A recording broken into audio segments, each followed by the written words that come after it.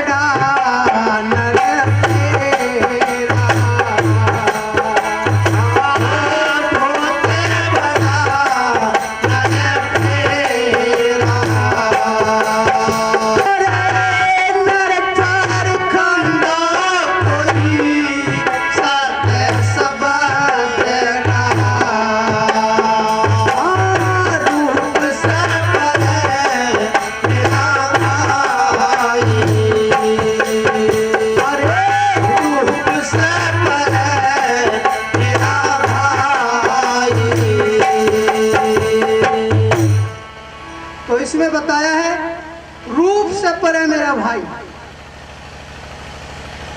कहा गावे बजावे करे खिलौना काके को क्या छेड़े, और जैसे पत्थर पानी बीच में भीतर से ना भीगे। तो हमें ये गुरु महाराज ने बताया है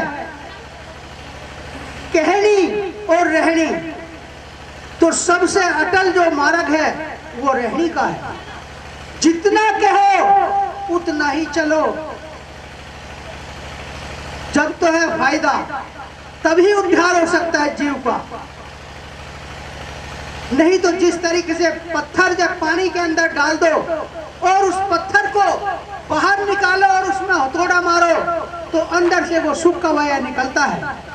इसीलिए गुरु महाराज कहते हैं कि सत्संग में गुरु के रंग में भीग जाओ, गुरु के सुमरण में भीग जाओ, वो रंग चढ़ा लो कि वो रंग कभी ना उतरे। वो रंग है सतगुरु के देश का रंग।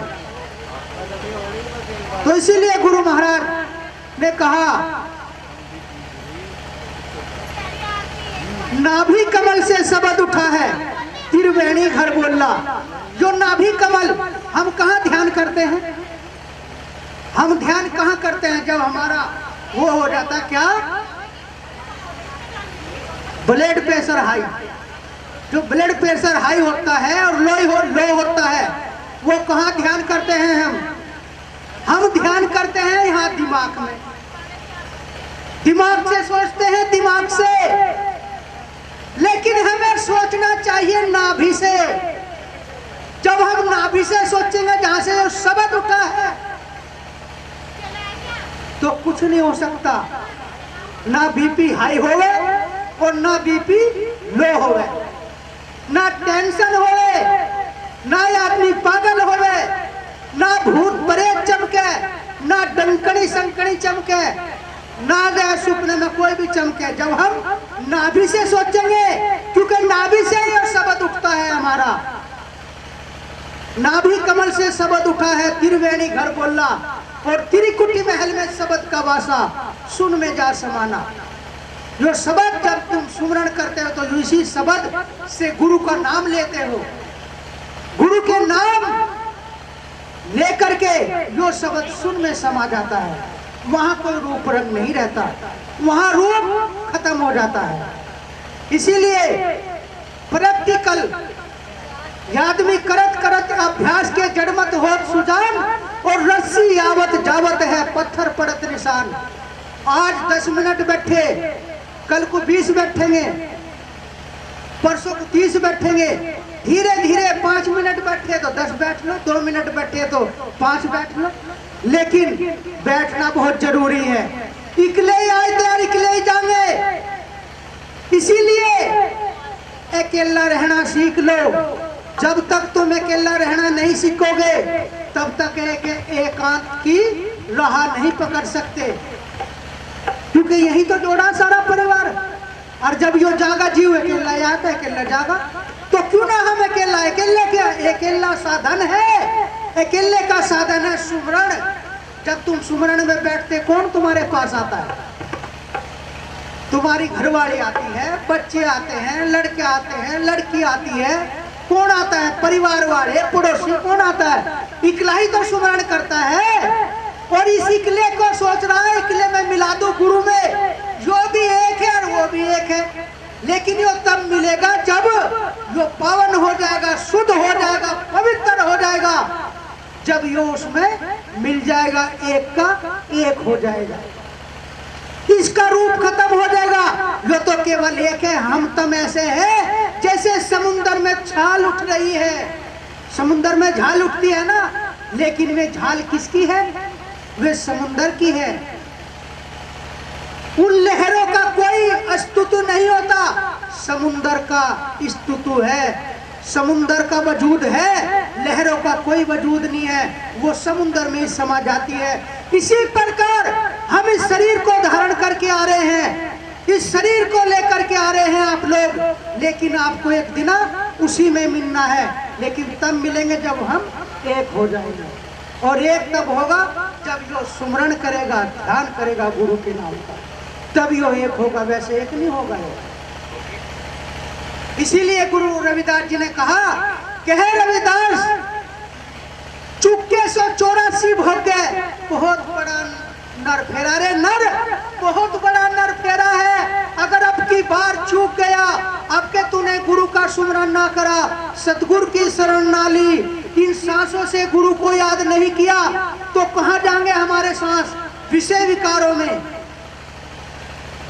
वासनाओं में, काम क्रोध में, इनमें चले जाएंगे तो फिर क्या होगा? अब की बार मिला है जन्म, अगर हमें अगला जन्म पाना है तो सुमरण करना होगा, ध्यान करना होगा, नहीं तो कुत्ता बिल्ली डंगर ढोर सांप सलिंडे कीड़े मकोड़े सब इनमें चले जाएंगे। इसीलिए सुमरण कर लो, यही अवसर मौका है, फिर मौका हाथ नहीं आएगा।